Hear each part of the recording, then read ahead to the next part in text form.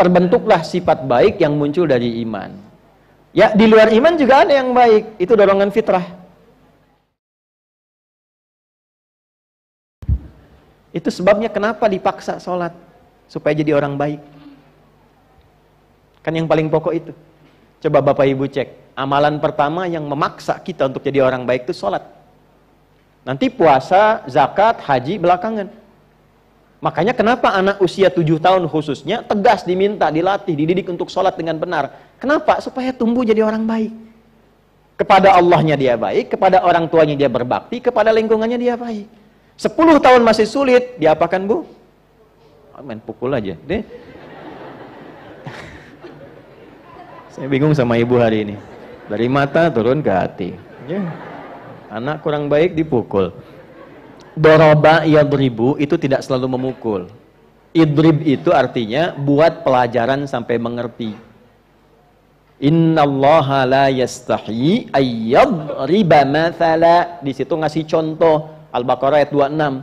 Allah memberikan contoh, berikan contoh pada anak supaya dia mengerti kalau meninggalkan sholat akibatnya begini. Kalau di Arab tradisinya pukul-pukul biasa. Ya, kita dibalik bisa dengan contoh yang lain. Boleh nggak sholat, tapi uang jajan hilang hari ini.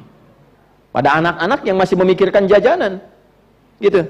Cari supaya dia mengerti pentingnya sholat. Buya, kenapa harus sholat? Ahmad tanya, supaya Allah sayang dengan Mas. Kalau Allah sayang, nanti mainan dikasih. Buya dikasih sehat, Bunda dikasih sehat, kita bisa jalan-jalan lagi. Ayo udah sekarang kita sholat. Nanti waktunya belum tiba. Supaya mengerti. Nah, itulah di awal itu sejak TK itu sholat. Supaya jadi anak baik. Alhamdulillah di Indonesia ini sudah advance, TK sudah manasik. Betul ya?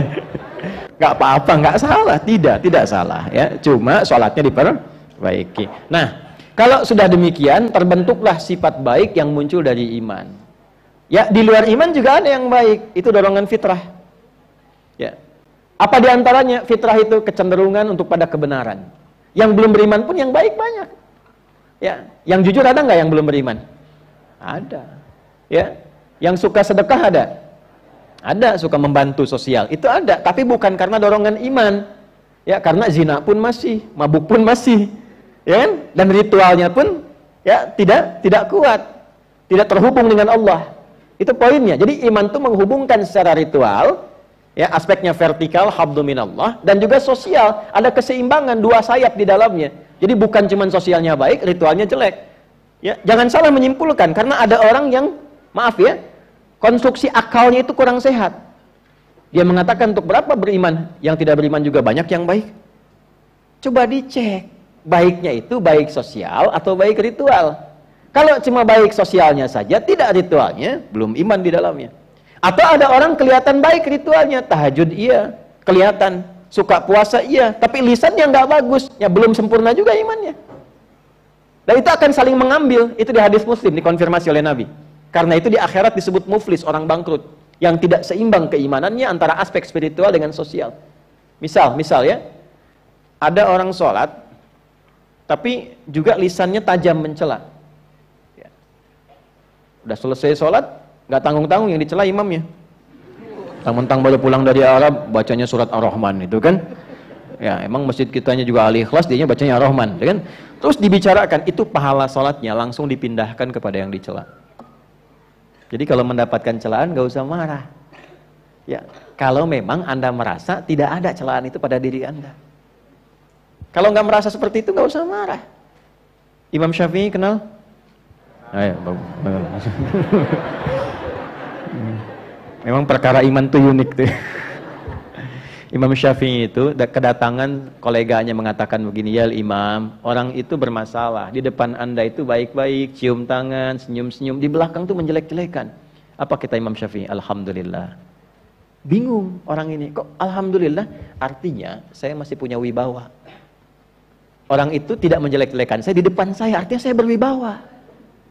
Jadi kalau sudah levelnya naik seperti itu, berpindahlah dari takwa menjadi ihsan. Muhsin. Apa itu ihsan? an ta'budallaha ka'annaka tarahu fa illam takun tarahu fa innahu yarak. Naik levelnya menggunakan seluruh tubuhnya untuk ibadah kepada Allah. Memandangnya karena ibadah, karena Allah perintahkan. Bukan hanya sekedar imannya, Allah perintahkan saya. Kalau nggak diperintahkan, nggak akan saya lakukan. Allah yang perintahkan saya untuk datang. Kalau nggak diperintahkan, nggak akan datang. Allah perintahkan saya untuk berkata yang baik. Kalau Allah nggak perintahkan, nggak akan saya lakukan.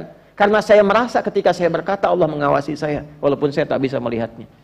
Saya niatkan untuk ibadah, bukan sekedar berperilaku. Itulah ihsan. Kalau sudah seperti itu, semua diterimanya enak sekali. Makanya Nabi komennya begini, itu langsung like and subscribe saja. Kata Nabi, ajaban li amril mu'min. Orang beriman tuh kalau sudah mantap imannya, perkara hidupnya mengagumkan. Kalau dia mendapatkan sesuatu, maka dia cepat syukuri itu. Jadi cara timbangannya bukan dengan sifat ria, bukan pamer, bukan update status. Dia rasakan sebagai amanah, ujian baru. Gimana mensyukurinya? Punya baju baru dia pakai, dia tunaikan sholat dulu. Terima kasih ya Allah yang telah memberikan aku kelengkapan untuk menyembahmu dalam kehormatan. Diberikan kendaraan dia pakai untuk menunaikan sholat. Dia pakai ke ta'lim dulu. Untuk mensyukuri.